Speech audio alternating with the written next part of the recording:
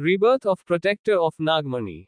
Episode 8। शाम को घर आने के बाद शिवन्या पूरी बात जिया और व्योम को बताती है। जिया फिर परेशान होकर पूछती है, तो क्या मुझे अब वहां जाकर काम करना पड़ेगा? अनजान ऑफिस में, अनजान माहौल में, अनजान आदमी के साथ। शिवन्या इस बात पर हाँ में सिर हिला देती है। वो बस इसी बात से खुश थी कि उसका जीवन अनाथालय अब बच गया, वो अब बंद नहीं होगा। ये खुशी उसके चेहरे पर साफ झलक रही थी। वही जिया स्ट्रेस से पसीने में भीग जाती है। तभी व्योम जिया का हौसला बढ़ाते हुए कहता है, अब बात मान भी जाओ जिया, ये काम इतना मुश्किल भी नहीं है। तुम ये काम अच्छे से कर लोगी, मुझे तुम पर पूरा यकीन है। तभी शिवन्या भी जिया का हाथ थाम कर कहती है, हाँ जिया, तुम्हें इसमें कोई परेशानी नहीं होगी, मेरा विश्वास करो। जिया कहती है, नागरानी, मैं बच्चों के साथ काम कर सकती हूँ, लेकिन ऐसे किसी अनजान के साथ मैं काम कैसे कर सकती हूँ? मुझे तो ये भी नहीं पता कि वो कौन है जिसके अंदर मुझे काम करना है। शिवन्या फिर सोच में पड़ जाती है। हाँ, ये सोचने वाली बात तो है। शिवन्या कुछ सोचकर कहती है, ठीक है, फिर कल मैं खुद वहां जाकर देखती हूँ कि वो जगह तुम्हारे काम करने के लायक है या नहीं। अगर वो काम मुझे अच्छा नहीं लगता तो मैं उन्हें मना कर दूंगी और कोई दूसरा रास्ता निकाल दूंगी। अब तो ठीक है ना? इससे जिया खुश हो जाती है और कहती है, आपका धन्यवाद, आप बहुत अच्छी है। फिर व्योम कहता है, ठीक है, फिर मैं कल तुम्हें वहां छोड़ने आऊंगा, ओके? शिवन्या फिर हाँ में सिर हिला देती है। फिर सभी सोने चले जाते हैं। अगले दिन शिवन्या ठीक सुबह 7 बजे ऑफिस जाने के लिए रेडी हो जाती है। व्योम पूछता है, तैयार? शिवन्या भी खुशी से हाँ में सिर हिलाकर जवाब देती है, हाँ तैयार। फिर दोनों ही ग्लोबल सनशाइन कंपनी लिमिटेड के बाहर आकर खड़े हो जाते हैं। अब तक 8 बस बजने ही वाले थे। तभी शिवन्या कहती है, अच्छा व्योम, मैं चलती हूँ, तुम भी अब घर जाओ। व्योम हाँ में सिर हिला देता है। फिर वो शिवन्या के गले लगते हुए कहता है, शिवू, अपना ध्यान रखना, ठीक है? शिवन्या को व्योम का इस तरह से फिक्र करना बहुत अच्छा लगता है, तो वो खुशी में व्योम के गाल पर एक किस कर देती है। फिर बिना उसकी आंखों में देखे ऑफिस में चली जाती है। इससे व्योम के चेहरे पर मुस्कान तैर जाते हैं।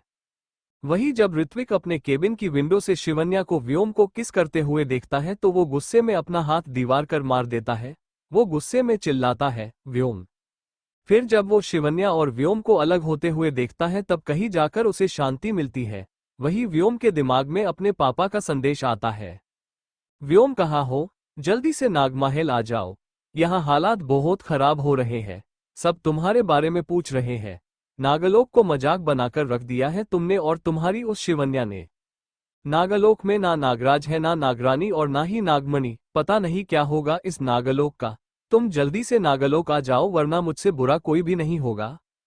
ये सुनते ही व्योम अपनी मुठिया आपस में भींच देता है, फिर गुस्से में वहां से निकल जाता है। वही ऑफिस में शिवन्या एग्जैक्ट 8 बजे ऋत्विक के केबिन में नॉक करती है। ऋत्विक को शिवन्या की ये परफेक्ट टाइमिंग बहुत ज्यादा पसंद आती है। फिर वो जोर से कहता है, कम इन। शिवन्या फिर अंदर आती है।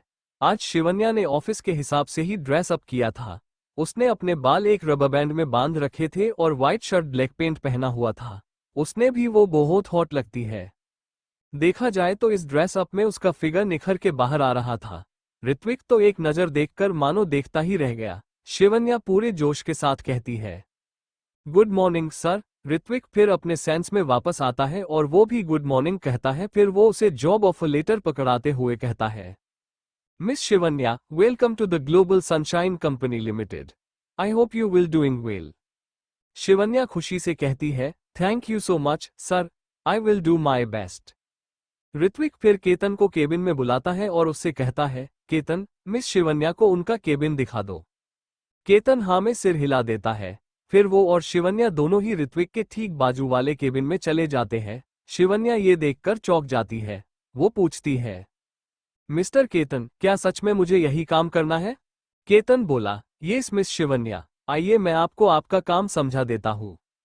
ये सुनकर शिवन्या झेप जाती है। वो फिर कुछ सोचकर कहती है, मिस्टर केतन, अभी आप रहने दीजिए। मैं बाद में आकर आपसे पूछ लूंगी। वो क्या है ना, अभी मेरा दिमाग जरा हड़ताल पे गया हुआ है तो अभी मेरे दिमाग में कुछ भी नहीं उतरेगा। शिवन्या का ऐसा भद्दा एक्सप्लेनेशन सुनकर केतन को हंसी आ जाती है। वही ऋत्विक जो अपने लैपटॉप पर शिवन्या के केबिन की सारी फोटेज देख और सुन रहा है, उसे भी हंसी आ जाती है। फिर केतन कहता है, ठीक है मिस शिवन्या, तो आप बाद में केबिन नंबर 708 में आ जाना। शिवन्या फिर हाँ में सिर हिला देती है। केतन फिर वहां से चला जाता है। शिवन्या वो बड़ा सा आलीशान केबिन देखकर मन में कहती है, हम्मम ये जगह तो वाकई में बहुत अच्छी है, बल्कि शानदार है। ऊपर से बॉस भी अच्छे नेचर के लगते हैं, तो यहाँ जिया को काम करने में कोई परेशानी नहीं होगी। तो फिर ये तय रहा, मैं अभी ही किया को यहाँ बुला लेती हूँ। वो फिर केतन के पास जाकर सारा काम सीख लेगी और आज से ही काम करना स्टार्ट कर देगी। तभी शिवन्या देखती है उसके डेस्क पर काली पेन से लिखा हुआ पेपर पड़ा हुआ है। बिना ये पढ़े कि उसमें क्या लिखा है, शिवन्या उसे डस्टबिन में फेंक देती है। ये देखकर ऋत्विक चौंक जाता है। उसके मन में सवाल आता है कि आखिर शिवन्या ने ऐसा क्यों किया। ये जानने के लिए ऋत्विक शिवन्या के केबिन के कॉल करता है और उसे अपने केबिन में बुलाता है। शिवन्या फिर उसके केबिन में जाकर पूछती है, जी सर। ऋत्विक ने जानबूझकर अपने डेस्क पर भी ब्लैक पेन से कुछ लिखकर उसे शिवन्या को दिख जाए ऐसे रख दिया था। वो फिर पूछता है, मिस शिवन्या क्या आपने ये जान लिया आपको यहाँ क्या काम करना है? ये सुनकर शिवन्या झेप जाती है। वो कुछ कहती तभी उसकी नजर उस पेपर पर पड़ जाती है। वो फिर ऋत्विक से कहती है, सर मैं जान लूंगी। वैसे सर, अगर आप बुरा ना माने तो मुझे आपसे एक बात कहनी है।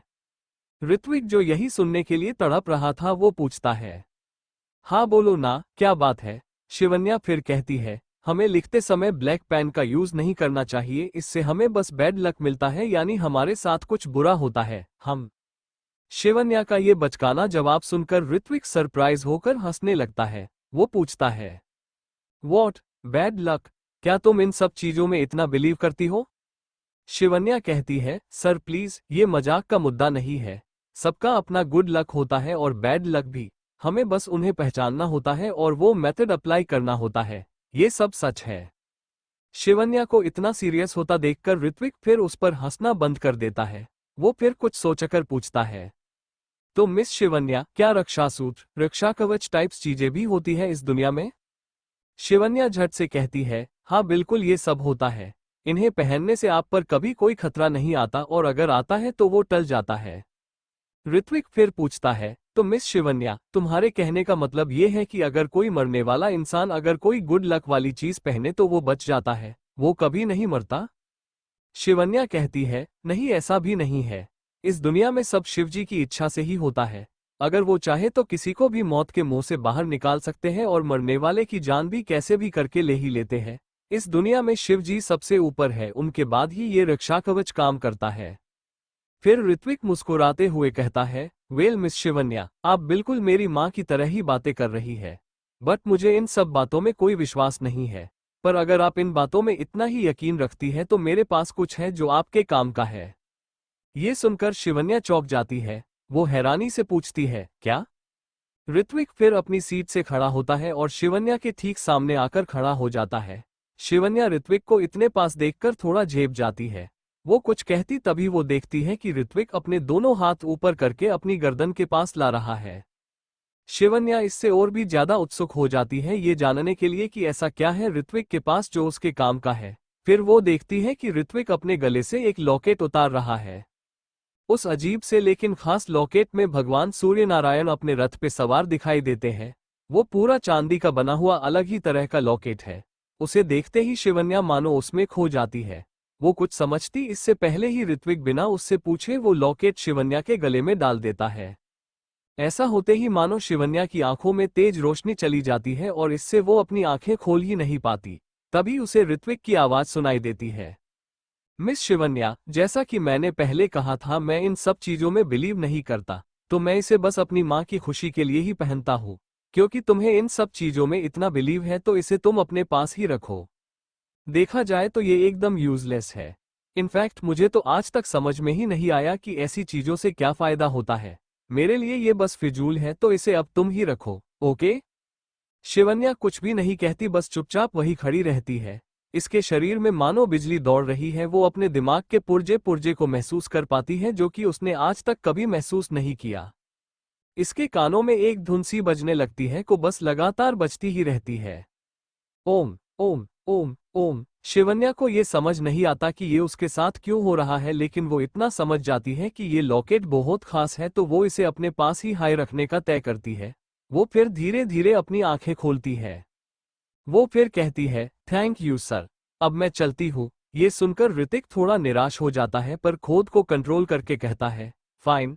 शिवन्या फिर केबिन के बाहर आ जाती है और पूरे ऑफिस को मानो स्कैन करने लगती है। वो देखती है कि ऑफिस में आने और जाने के कई रास्ते हैं। फिर वो जिया को कॉल करती है जो ऑफिस के पार्किंग में ही किसी लड़के का रूप धारण करके खड़ी थी। शिवन्या कहती है, जिया सुनो, तुम पार्किंग के पीछे वाले हिस्से में आ जाओ, मैं तुम्हें वहीं मिलती हूँ। किया हाँ बोलकर वहां आ जाती है जहां शिवन्या ने उसे कहा था। शिवन्या का दिमाग मानो अब भी उसके काबू में नहीं था। वो बस यहाँ के कहीं दूर भाग जाना चाहती थी। उसके कानों में ये एक धुन लगातार बस बजे जा रही है जिसके कारण इसे अजीब अजीब झलकें दिखाई देती है जिसे वो बिल्कुल भी समझ नहीं पाती।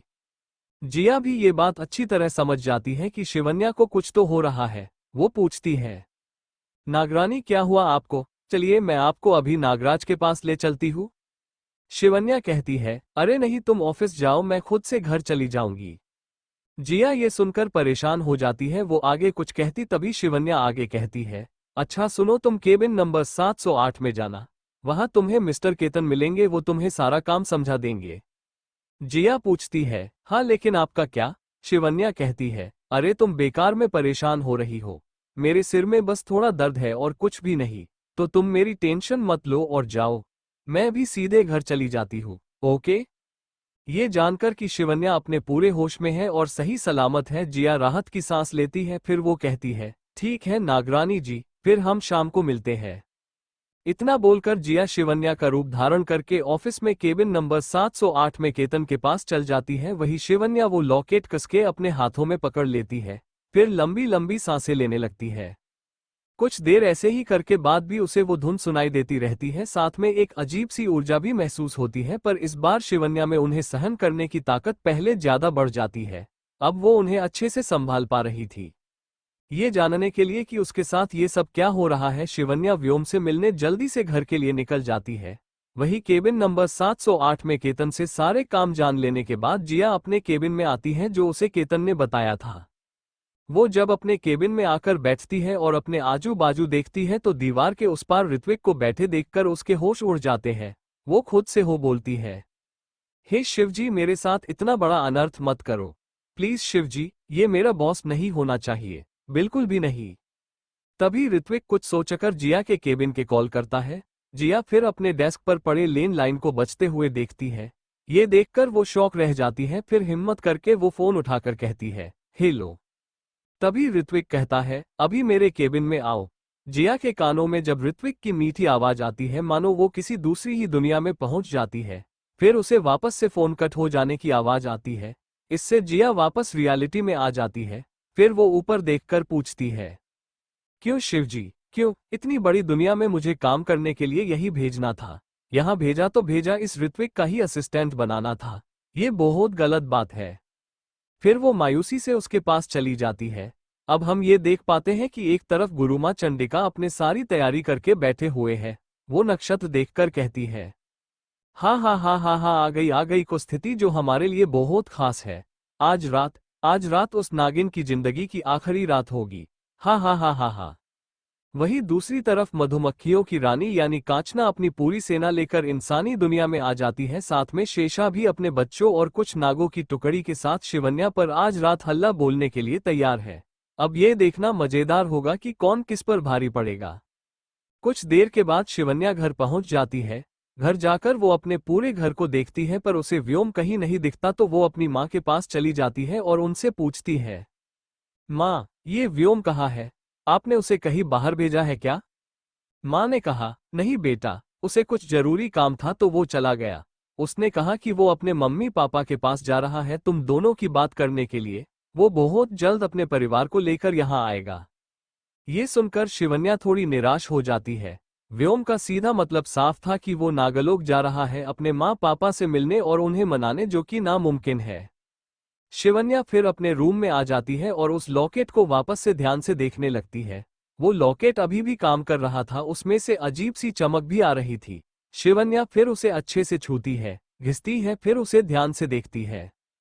उसमें से फिर अजीब सी हल्की हल्की रोशनी बाहर निकलती है और शिवन्या के शरीर के आसपास फैलने लगती है। देखते ही देखते शिवन्या उस चामकतरीक रोशनी से घिर जाती है। वहीं दूसरी तरफ केबिन में जिया मुंह बनाते हुए आती है और पूछती है, जी सर कहिए। ऋत्विक शॉक होकर उसे देखता है। अभी थोड़ी देर पहले पहले तक मीठी आवाज एकदम से कड़वी कैसे हो गई? वो पूछता है। क्या हुआ शिवन्या, तुम ऐसे मुझसे बात क्यों कर रही हो? जिया कहती है, मिस्टर रायचंद, मैं आपसे ऐसे बात न करूं तो क्या आपकी आरती उतारूं? आपको क्या लगता है मुझे कभी पता नहीं चलेगा कि आपने कैसे जीवन अनाथालय को खरीदा और कैसे उसकी आड़ में मुझे यहाँ ले आए? हम मिस्टर रायचंद, मैं इतनी भी बेवकूफ नहीं हूं जितना आप मुझे समझ रहे हैं। तो अपनी ये शराफत कहीं और जाके दिखाइए, मेरे सामने नहीं। इतना बोलकर जिया अपना चेहरा और भी बुरा बना देती है ताकि वो अच्छे से ऋत्विक को अपनी नाराजगी जाहिर कर सके। वही ये सुनकर ऋत्विक पहले तो झेप जाता है, फिर मुस्कुराने लगता है। वो दिल ही दिल में जिया के इस अंदाज पर फिदा हो जाता है। ऋत्विक मन ही मन में खुश होते हुए कहता है, हाय हाय, मेरी शिवन्या गुस्सा करते हुए भी कितनी क्यूट लगती है। इस पूरी दुनिया में इससे ज्यादा कीमती मेरे लिए और कुछ भी नहीं है। शिवन्या, तुम नहीं जानती लेकिन तुम्हारी हर एक बात मेरे दिल में तुम्हारे लिए प्यार और भी ज्यादा गहरा कर रही है। ऋत्विक बेटे, अब तो तेरा सारा भांडा फूट ही चुका है, तो अब ये शराफत का मुखौटा तुझे पहने रखने की कोई जरूरत नहीं है। चलो, जो हुआ अच्छा ही हुआ। ऋत्विक ऐसे देखने पर जिया को उस पर और भी ज्यादा गुस्सा आने लगता है। वो पूछती है, मिस्टर रायचंद, अगर आपको मुझसे कुछ काम नहीं है तो मैं चलती हूँ। ऋत्विक बोला, नहीं रुको, मेरे पास तुम्हारे लिए कुछ काम है। इधर आओ और मेरे कंप्यूटर में टाइप करो जो मैं तुमसे कहता हूँ। इतना सुनकर जिया मुंह बनाते हुए वहां आ जाती है, फिर साइड से एक चेयर लेकर ऋत्विक से थोड़ा दूर कंप्यूटर को देख सके ऐसे बैठ जाती है। जिया जब अच्छे से बैठ जाती है तभी ऋत्विक अपनी चेयर उसके ठीक पास लगा लेता है। इससे जिया आंखें फाड़कर उसे देखने लगती है, मानो पूछ रही हो ये क्या बदतमीजी है। तभी ऋत्विक बोला, क्या ये केबिन मेरा, ये कंप्यूटर मेरा, ये चेयर भी मेरी। मुझे जैसा मन होगा मैं वैसे बैठूंगा। इससे तुम्हें कोई प्रॉब्लम नहीं होनी चाहिए। जिया फिर उसे इग्नोर करके पूछती है, क्या टाइप करना है मुझे? ऋत्विक फिर वहां पड़ी कोई भी एक फाइल यूं ही उठा देता है और जिया के हाथ में पकड़ा देता है। जिया जब वो फाइल देखती है तो उसकी आंखें बड़ी हो जाती है। उसमें शिवन्या की कई सारी फोटो थी जो ऋत्विक अपने डेस्क के नीचे छुपा के रखता है। ऋत्विक जब शिवन्या के अजीब एक्सप्रेशन देखता है तो वो भी फाइल में देखने लगता है। इससे वो एम्बैरेस हो जाता है और शर्माने लगता है। जिया पूछती है, मिस्टर रायचंद, क्या मैं जान सकती हूँ कि मेरी इतनी सारी फोटो आपके पास क्या कर रही है? ऋत्विक ने कहा, वो जब हमारे रिश्ते की बात चल रही थी तब मैंने ये सारी फोटोज मंगवाई थी। ये सुनकर जिया को वो दिन याद आ जाता है। इससे वो परेशान हो जाती है। वो फिर कहती है, मिस्टर रायचंद, मैं आपसे अब ये क्लियर कर देना चाहती हूँ कि मेरे और आपके बीच अब कुछ नहीं हो सकता, तो आप अपने लिए किसी और को ढूंढ लीजिए। ऋत्विक ये सुनकर निराश हो जाता है, लेकिन वो है तो ऋत्विक ही, द ऋत्विक रायचंद। वो भला हार कैसे मान सकता है? ऋत्विक फिर जिया का हाथ पकड़कर कहता है, मिस शिवन्या, तब बात नहीं बनी इसका मतलब ये तो नहीं है ना कि हमारे बीच में कभी कोई बात बनेगी ही नहीं। इस बार मैं ये बात बनाकर ही रहूंगा, चाहे जो हो जाए। शिवन्या, एक दिन मैं तुम्हें हासिल करके ही रहूंगा, एंड आई प्रोमिस ये दिन बहुत जल्द आएगा। जिया फिर उससे आगे कुछ नहीं कहती, बस कंप्यूटर को देखने लगती है। फिर वो एक फाइल लेकर कुछ टाइप करने लगती है। ऋत्विक फिर मुस्कुराता हुआ खड़ा होता है और जिया के पीछे आकर उसके दोनों हाथ को पकड़ लेता है। इससे जिया टाइप नहीं कर पाती। वो जैसे ही ऋत्विक को देखने के लिए अपना चेहरा घुमाती है, उसी वक्त ऋत्विक भी जिया को देखने के लिए अपना चेहरा नीचे कर लेता है। अचानक से वो दोनों ही एक दूसरे के एकदम पास आकर ठहर जाते हैं। जिया की आंखें बड़ी हो जाती है, वही ऋत्विक उसके और भी ज्यादा पास आने लगता है। फिर ऋत्विक उसे किस करने लगता है। इससे जिया एकदम शॉक, उसकी आंखें खुली की खुली रह जाती है। तभी वहां एंट्री हो जाती है द ग्रेट मिशा दीवान की। हमेशा की ही तरह वो मेकअप करके छोटी ड्रेस पहने बिना नॉक किए अंदर आ जाती है। मिशा वहां का नजारा देखकर एकदम शॉक रह जाती है। वो जोर से चिल्लाती है, ये क्या हो रहा है यहाँ? इससे ऋत्विक और जिया दोनों ही अलग होकर मिशा को देखने लगते हैं। जिया मिशा को देखकर हैरान हो जाती है, वही ऋत्विक का मुंह बन जाता है। मिशा रोते हुए कहती है, हाय मैं लूट गई, बर्बाद हो गई। ऐ लड़की, तुझे इतनी बड़ी दुनिया में मेरा मंगेतर ही मिला था फंसाने के लिए। तुझे ऐसे काम करते हुए बिल्कुल भी शर्म नहीं आती क्या? मेरे भोले भाले बॉयफ्रेंड को फंसा लिया। अरे नहीं, मैं तो भूल ही गई। तुम जैसी लड़कियां तो होती ही बेशरम हो, कहीं कोई अमीर लड़का देखा नहीं कि उसके पीछे पड़ जाती हो। तुम्हारी हिम्मत कैसे हुई मेरे मंगेतर को किस करने की? आज मैं तुम्हें जिंदा नहीं छोड़ूंगी, मार डालूंगी मैं तुम्हें। ये सुनके जिया के दिमाग में जोर जोर से मानो घंटियां बजने लगती है। वो फिर गुस्से से ऋत्विक को देखने लगती है। वही ये सारी बातें सुनकर ऋत्विक का चेहरा गुस्से से लाल हो जाता है। उसने जोर से कहा, Misha just get lost, otherwise I will kill you right now. Misha फिर रोते हुए वहां से निकल जाती है और रायचंद मैंशन चली जाती है। वही जिया भी गुस्से से ऋत्विक को एक हेट लुक देकर वहां से चली जाती है। इससे ऋत्विक इतना ज्यादा भड़क जाता है कि वो पास में रखा कंप्यूटर धड़ाम की आवाज के साथ नीचे फेंक देता है। दूसरी तरफ एक सुनसान घर में गुरु माँ आज बहुत खुश होती है क्योंकि अमन ने अपने वादे अनुसार उसकी वो खोई हुई सारी चीजें लेकर उसे थमा दी थी। फिर यामिनी पूछती है, गुरु माँ आज कैसे भी करके हमें वो नागमणि मिल जाएगी ना? गुरु माँ कहती है, हाँ हाँ बिल्कुल, देखना तुम, आज का दिन उसकी जिंदगी का आखिरी दिन होगा। आज पूनम की रात है, आज पूरे चांद की रोशनी में उसकी सारी शक्तियां कमजोर हो जाएगी। वो आज कुछ भी नहीं कर पाएगी। आज किस्मत से नक्षत्रों का ऐसा योग बनने जा रहा है जिससे उसका मेरी तांत्रिक विद्याओं से बच पाना नामुमकिन होगा। ये सुनकर यामिनी और अमन बहुत खुश हो जाते हैं। वही मधुमक्खियों की रानी कांचना अपने लोगों को आदेश देती है, जाओ, हर तरफ फैल जाओ। जैसे ही तुम लोगों को किसी नाग नागिन के बारे में पता चले मुझे खबर करो। फिर ढेर सारी मधुमक्खियां हवा में इधर उधर फैल जाती है। वही शेषा की टोली शिवन्या के घर के बाहर आकर रुक जाती है। उन्हें यहां आकर ये पता चलता है कि व्योम की जाने से पहले इस घर को अपनी शक्तियों से कवच बनाकर सुरक्षित कर दिया है। तो कोई भी नाग या नागिन या कोई अन्य जीव वहां नहीं जा सकता, और अगर गया तो जलकर भस्म हो जाएगा। ये कवच इंसानों को छोड़कर हर किसी जीव के लिए किसी ज्वालामुखी की तरह है। ये जानकर शेषा का दिमाग खराब हो जाता है। फिर वो वहां से चली जाती है। वही तक्षिका के साथियों का भी यही हाल हो जाता है। फिर वो सभी आज रात का इंतजार करने लगते हैं। अब सभी को बस पूर्णिमा के पूरे चांद को निकलने की प्रतीक्षा होती है, क्योंकि इसी समय शिवन्या और नागमणि दोनों ही कवच से बाहर हो जाएंगे, क्योंकि व्योम का कवच पूरे चांद की रोशनी के पड़ते ही खत्म हो जाएगा। देखते ही देखते फिर शाम ढलने को आती है। आज सब अपनी किस्मत आजमाने को तैयार बैठे हैं। शिवन्या के घर के बाहर शेषा, उसके बच्चे, उसकी टोली, कांचना, उसकी सेना, तक्षिका, उसके लोग अपनी अपनी तरफ से पूरी तैयारी करके छुपकर बैठे हैं। उन सबको बस ये कवच टूटने का इंतजार है। वही इन सभी दुश्मनों से अनजान शिवन्या अपने घर में हंसी खुशी के साथ सबके साथ डिनर कर रही है। उसे इन सबका कोई अंदाजा नहीं होता। वही किसी सुनसान घर में गुरु माँ चंडिका अपने आसपास एक लाल रंग का गोला बना रही होती है। वहां उसके शिष्य एक बड़ा सा हवनकुंड बना रहे होते हैं। वही कुछ तांत्रिक विधि के हिसाब से सारी चीजें यहाँ वहां रख रहे होते हैं। ये सारी तैयारियां देखकर यामिनी और अमन भी काफी ज्यादा खुश हो जाते हैं। वही जिया जल्दी से घर जाने के लिए निकल जाती है। वो जब घर पहुंचती है तो उसे एहसास होता है कि शिवन्या पहले से घर के अंदर है, तो उसका जाना सही नहीं होगा। तो वो वापस लौट जाती है और शिवजी के मंदिर चली जाती है। धीरे धीरे चांद अपनी पूरी रोशनी धरती पर फैलाने लगता है। एक समय ऐसा आता है कि चांद की रोशनी अपनी पिक पर होती है। इससे व्योम का सुरक्षा कवच एकदम से टूट जाता है। जिस पल का इंतजार सबको होता है, आखिर वो पल अब आ जाता है। शिवन्या अपने कमरे में बिस्तर पर पेट के बल लेटी होती है और कोई बुक पढ़ रही होती है। तभी उसकी खुली खिड़की से ढेर सारी मधुमक्खियां आती है और उसके ऊपर भिनभिनाने लगती है। शिवन्या पढ़ने में इतनी खोई हुई होती है कि उसे किसी भी चीज का कोई होश नहीं रहता। पता नहीं क्यों, लेकिन एक भी मधुमक्खी शिवन्या के पास नहीं जा पा रही थी। ऐसा लगता है मानो शिवन्या ने खुद से ही अपने आसपास कोई अदृश्य घेरा बना दिया हो जिसे कोई पर नहीं कर सकता।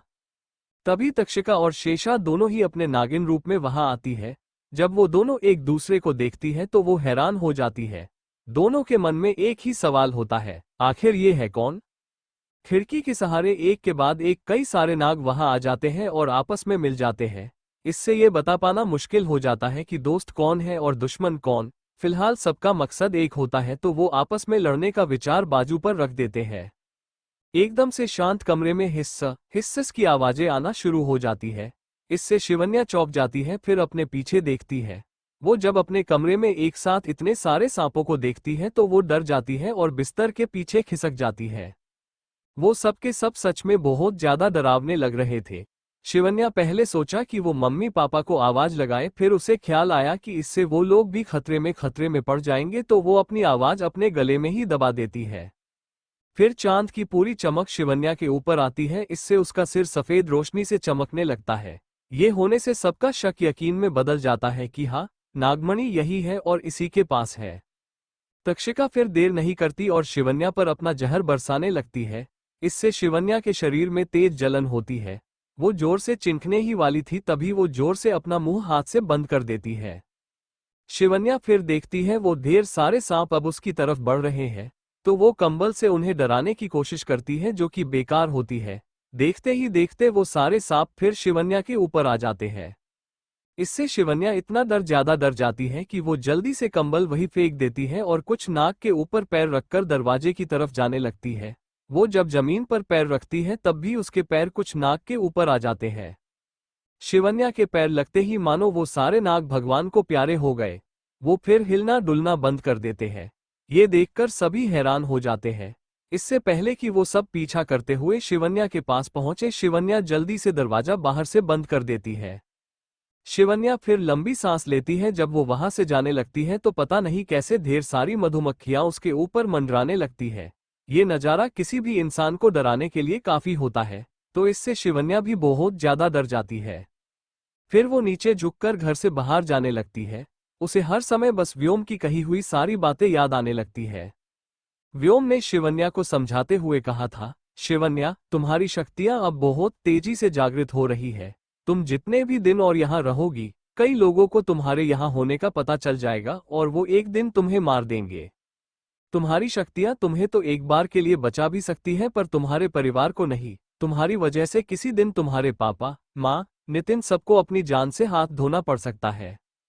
तुम्हें शायद यकीन ना हो, पर कई बुरे लोगों को अब तुम्हारे बारे में पता चल भी गया है और अब वो बहुत ही जल्द तुम तक पहुंच भी जाएंगे। अगर तुम उनके हाथ लग गई तो बहुत बुरा होगा तुम्हारे साथ। तुम्हें ये सब समझना होगा। खुद के लिए और अपने परिवार के लिए तुम्हें अपने परिवार को छोड़ना ही होगा, इसी में सबकी भलाई है। शिवन्या को अब ये रियलाइज हो रहा था कि क्यों व्योम उसे नागलोक ले जाने की इतनी जिद कर रहा था। शिवन्या को अब जाकर व्योम की कही हुई सारी बातों का मतलब समझ आ गया है, पर अब शायद बहुत देर हो चुकी है। शिवन्या अपने परिवार को इस खतरे से दूर रखने के लिए, उन्हें बचाने के लिए एक बहुत बड़ा फैसला लेती है। वो आधी रात में घर से बाहर निकल जाती है। वो मधुमक्खियां अभी भी हाथ धोके उसके पीछे पड़ी हुई है। वो उसे अपने साथ हवा में उड़ा ले जाने की कोशिश करती है, पर किसी कारण से वो शिवन्या को छू भी नहीं पाती, क्योंकि अब शिवन्या घर से बाहर पूरे चांद की रोशनी में आ जाती है। उसे अजीब सी कमजोरी होने लगती है। वहीं उसके पीछे ढेर सारे नाग पड़े हुए होते हैं। उन पर भी उस रोशनी का असर होना शुरू हो जाता है, पर नागमणि पाने के लिए वो सारे अपनी जान की बाजी लगाने को भी तैयार है।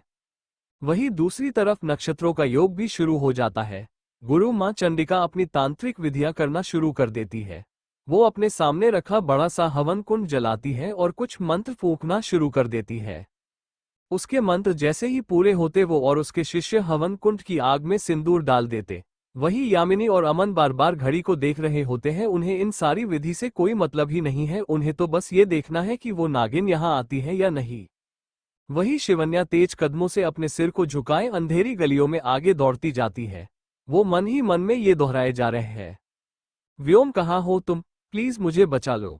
हे शिवजी मुझे बचा लो। ये सब कौन है और क्यों मेरे पीछे पड़े हैं?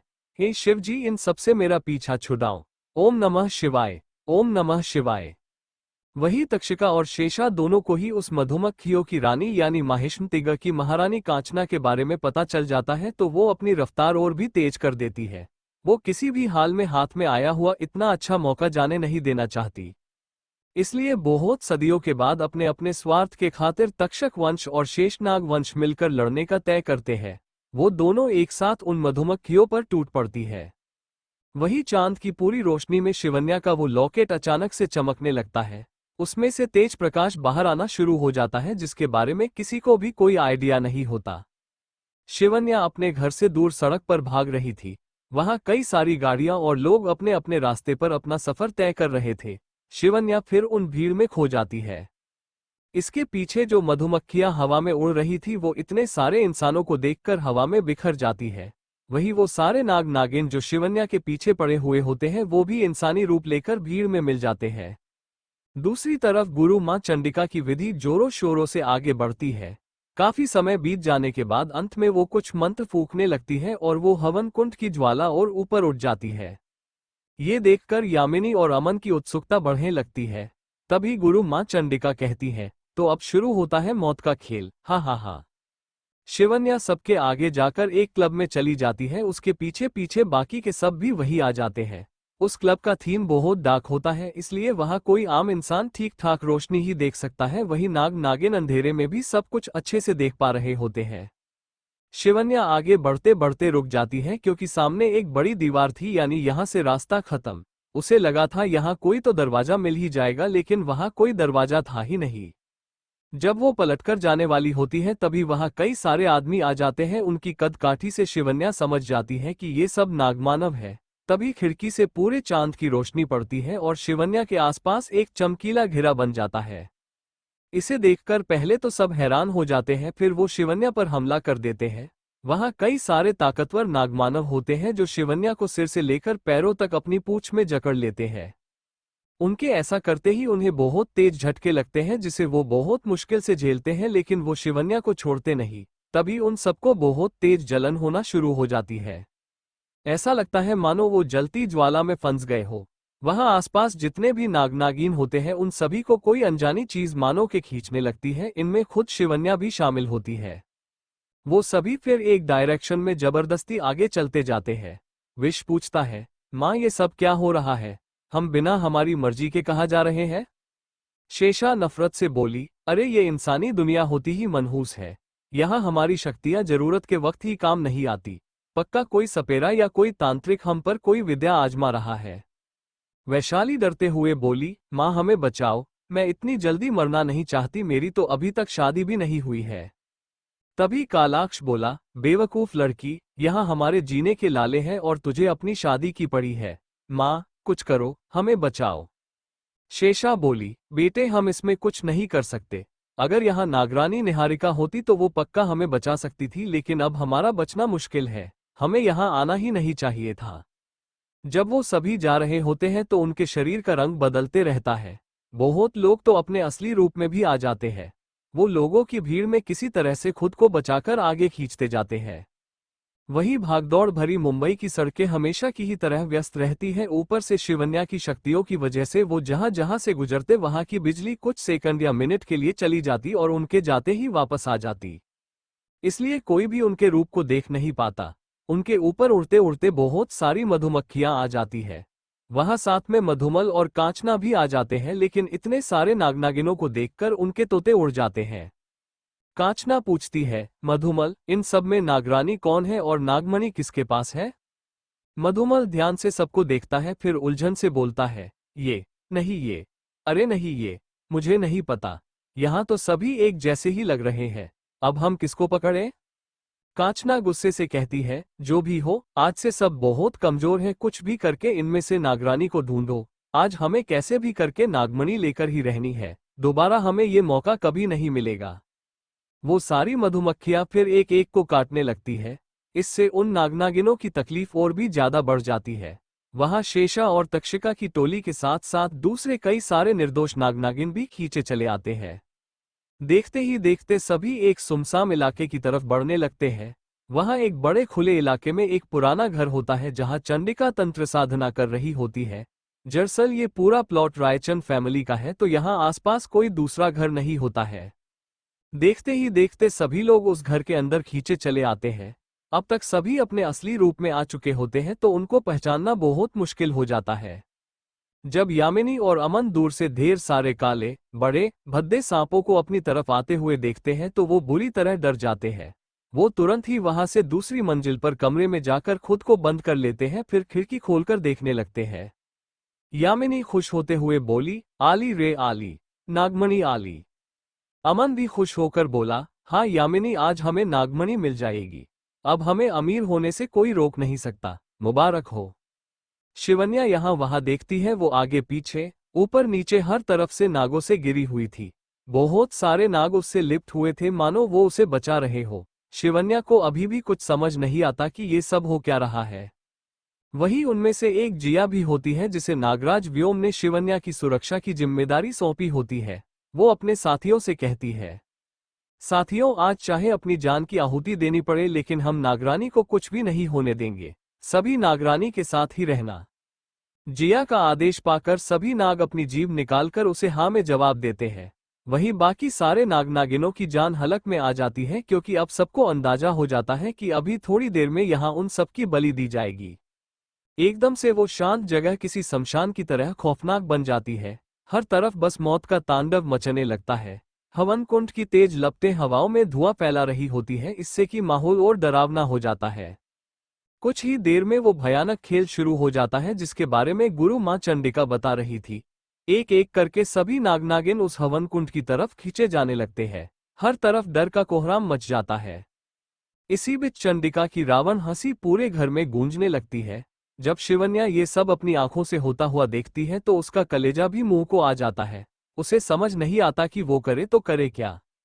शिवन्या ये सब देखकर हैरान परेशान हो जाती है। जैसे ही सारी तंत्र विद्या पूरी होती है, चंडिका की रावण हंसी पूरे घर में गूंजने लगती है। कुछ ही देर में वो भयानक खेल शुरू हो जाता है जिसके बारे में गुरु माँ चंडिका बता रही थी। एक एक करके सभी नागनागिन उस हवन कुंड की तरफ खींचे जाने लगते हैं। हर तरफ नागों में डर का कोहराम मच जाता है। सबसे पहले निर्दोष नागमानव डर के मारे चिल्लाने लगते हैं, हे शिव जी, हमें बचा लीजिए। हम तो यहाँ आपके दर्शन के लिए आए थे, हमें बचा लो भगवान। फिर पहले बच्चे इसका शिकार बनते हैं। वो अपने माँ पापा को बचाने की गुहार लगाने लगते हैं, माँ पापा बचाओ, हमें बचा लो। वो माँ बाप भी अपने बच्चों के लिए रोने बिलखने लगते हैं, हे शिव जी, ऐसा अनर्थ मत करो, इन्हें बचाओ। ये आपके मासूम बच्चे हैं, आपके भक्त हैं, इन पर रहम करो। अरे कोई तो हमारे बच्चों को बचाओ। शिवन्या की आंखें ये देखकर नम हो जाती है। सच में इच्छाधारी नाग नागिन के लिए इंसानी दुनिया बहुत बुरी होती है। शिवन्या भी मन ही मन भगवान से प्रार्थना करने लगती है, हे शिव जी, इन्हें बचा लो, प्लीज प्लीज। ये सब निर्दोष है, मासूम है, इनकी गलती ही क्या है, प्लीज इन्हें बचा लो। फिर दो बच्चे उस हवन कुंड के अंदर समा जाते हैं। उनके अंदर जाते ही वो हवन कुंड की आग की लपटें और बड़ी हो जाती है, मानो वो और बलि मांग रही हो। फिर तीसरा बच्चा उस हवन कुंड में खींचा चला जाता है। हर तरफ दर्द भरी चिंखें गूंजने लगती है। उसके माँ बाप ये सहन नहीं कर पाते कि उनका बच्चा उनके सामने जल जाए, तो वो अपने बच्चे के खातिर पहले खुद ही अपनी बलि उस आग में चढ़ा देते हैं ताकि उनका बच्चा बच जाए। लेकिन ऐसा नहीं होता, उनकी बलि हो जाने के बाद भी उनका बच्चा नहीं बचता और वो भी हवन कुंड की अग्नि में जल जाता है। ये देखकर शिवन्या का कलेजा फट जाता है। उसमें एकदम से गुस्सा और नफरत भर जाती है। भला कोई इतना निर्दयी कैसे हो सकता है। शिवन्या की नजर फिर जिया पर जाती है। वो पूछती है, जिया, तुम कुछ कर क्यों नहीं रही हो? तुम तो योद्धा हो ना, तुम्हें तो लड़ना भी आता है, तो तुम इसे चुप क्यों हो? जाकर उन्हें बचाती क्यों नहीं? जिया मायूसी से कहती है, नागरानी जी, हम इसमें कुछ नहीं कर सकते। ये सिलसिला आज से नहीं, सदियों से चल रहा है। हमारी शक्तियों की भी एक सीमा होती है, कमजोरी होती है, जिनका सही मौके पर ये लोग फायदा उठाते हैं। ये लोग हमारी बलि चढ़ा के अपने देवता को प्रसन्न करते हैं। ये इंसान सदियों से हमारे दुश्मन ही रहे हैं। सबसे बुरी बात यही है कि हम चाहकर भी यहाँ इनसे जीत नहीं सकते, क्योंकि यहाँ हमारी शक्तियाँ बहुत ज्यादा कमजोर हो जाती है, इसलिए हम इनके सामने टिक नहीं सकते। लेकिन आप चिंता मत कीजिए, हम आपको कुछ नहीं होने देंगे। आपकी जगह हम सब अपनी आहुति दे देंगे। ये जो योग बना है वो कुछ ही देर के लिए है, आपको बस सबसे पीछे रहना है। आपकी बारी आते आते ये योग खत्म हो जाएगा। फिर जो भी योद्धा यहाँ बच जाएगा वो आपको सही सलामत नागराज व्योम के पास ले जाएगा। इससे आप बच जाएगी। शिवन्या अपनी आंखें बड़ी करके पूछती है, तो क्या मैं सबको यहाँ मरते हुए देखूं, सबको जलते हुए देखूं? क्या तुम चाहती हो कि मैं यहाँ तमाशा देखूं? जिया बोली, नहीं नागरानी जी, हम तो बस इतना चाहते हैं कि आपको कुछ भी ना हो। पूरे नागलोक का भविष्य आपके हाथ में है, तो साथ में नागमणि भी आपके पास है, ऐसे में आपका जिंदा रहना जरूरी है। शिवन्या ने पूछा, और तुम सब? जिया मुस्कुराते हुए कहती है, नागरानी, हम तो आम लोग हैं, जिए या मरे इससे किसी को कोई फर्क नहीं पड़ता। बस हमारी ये छोटी सी जिंदगी आपके काम आए, हम तो इसी में खुश है। शिवन्या आगे कुछ कहती तभी जोर जोर से चीखने चिल्लाने की आवाजें आने लगती है। अब वैशाली विष की बारी होती है। अब तक कई नाग नागिन अग्नि में भस्म हो चुके थे और कई लोग ना चाहते हुए भी हवनकुंड की आग में जा रहे थे। ये सिलसिला बस चलता ही जा रहा था। वही गुरु माँ के इशारे पर उसके शिष्य सारी बलिया जल्द से जल्द खत्म हो, इसलिए नागों को उठा उठाकर हवनकुंड में डालने लगते हैं। इससे वो नाग बेरहमी से आग के हवाले हो जाते हैं। ये देखकर शिवन्या का खून खोल जाता है। अब शिवन्या ये सब और सहन नहीं कर पाती और गुस्से में जोर से चिल्लाती है, आ। ये आवाज सच में इतनी बुलंद होती है कि सबके कान मानो फट जाते हैं। सभी अपने कान पर हाथ रख देते हैं और सिर झुका लेते हैं। वही गुरु माँ तो जैसे सदमा खा जाती है, उसका दिल एकदम से रुक जाता है। वही वो सारे शिष्य भी डर के मारे पीछे हो जाते हैं। शिवन्या का चेहरा फिर देखते ही देखते काला होने लगता है। वो दूर से देखने पर किसी मौत की देवी की तरह दिखाई देने लगती है। उसकी पीली आंखें मानो ज्वालामुखी का लावा बरसा रही हो ऐसा मालूम होता है। शिवन्या का चेहरा, उसका गला, उसके हाथ सब कुछ काले रंग में रंगने लगता है, मानो वो खुद ही अंधेरा हो। अचानक से उसके सिर में से धीरे धीरे रोशनी बाहर निकलने लगती है। उसे देखकर सभी पहले तो डर जाते हैं, फिर खुश हो जाते हैं। गुरु माँ, यामिनी, अमन तीनों के मुंह से एक साथ बाहर निकलता है, नागमणि। गुरु माँ फिर जल्दी से एक भस्म लेती है और इसे शिवन्या के पास थोड़ा दूर खड़े होकर डालने लगती है। वही वो सारे निर्दोष नाग नागिन शिवन्या को मसिम्हा मानकर उसके पीछे खड़े हो जाते हैं। उनमें तक्षक और शेषनाग सभी लोग शामिल थे। वो कहते हैं, ना मरता क्या नहीं करता। वही कांचना और उसकी सेना जो कब से ये सब देख रही थी, वो नागमणि की रोशनी देखकर उत्सुक हो जाती है।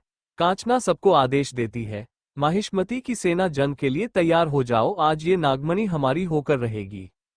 शिवन्या फिर अपनी आंखें बंद करती है और भगवान का नाम देती है, हे शिवजी, मुझे आज इतनी शक्ति देना कि मैं इन लोगों की मदद कर सकूं।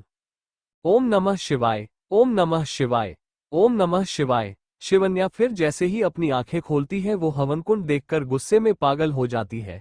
वो फिर जोर से फूंक मारती है, इससे उस हवनकुंड की सारी लड़कियां उससे बाहर निकल जाती है। गुरु माँ को अंदाजा होता है कि ये मंत्र इस पर काम नहीं कर पा रहे हैं, तो वो शिवन्या के आसपास सफेद राख से एक घेरा बनाने लगती है। वही शिवन्या का पूरा ध्यान बस उन जल चुके नागमानवों और उन बच्चों पर होता है। जब वो याद करती है कि कैसे वो लोग तड़प तड़प कर मरे, वो फिर जोर से चिल्लाती है, आ। इस बार वो इतनी जोर से चिल्लाती है कि उसकी आवाज घर से बाहर तक सुनाई दे जाती है। इससे सभी मानो बहरे ही हो जाते हैं।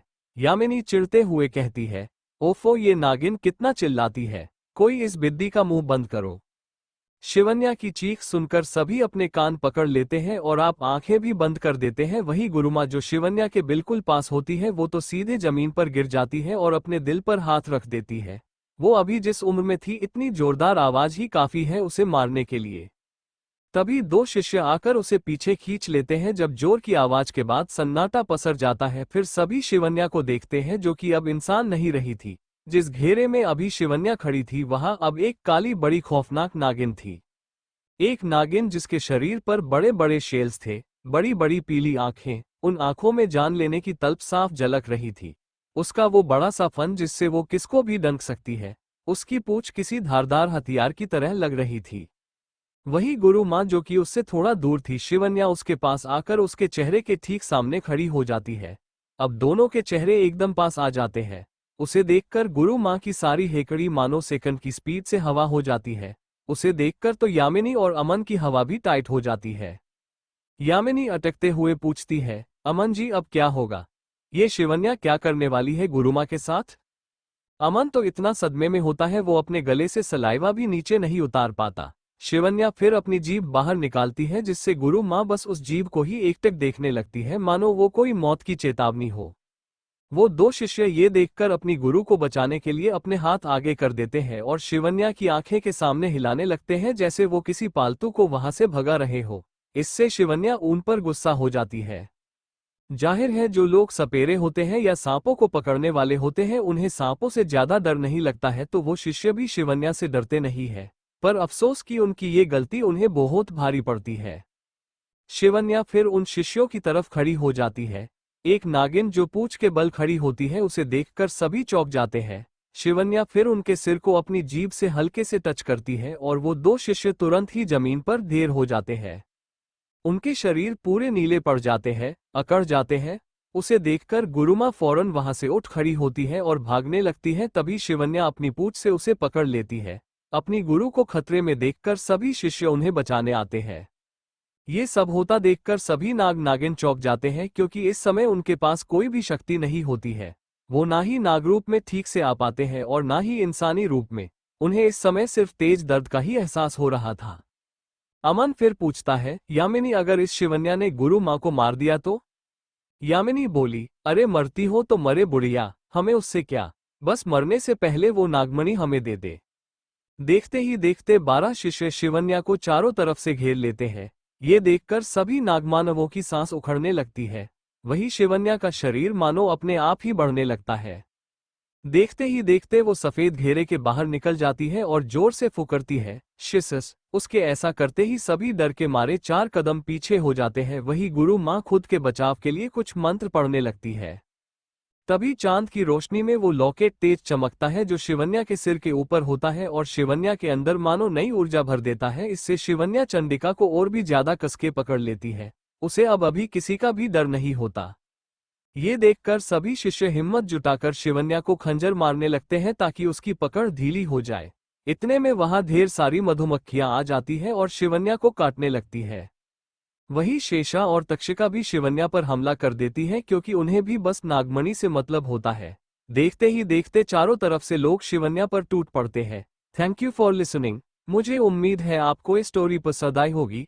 अगर आपको पसंद आई है तो प्लीज लाइक और कमेंट करना ना भूलें और मोर स्टोरीज के लिए सब्सक्राइब करें। मिलते हैं नेक्स्ट वीडियो में।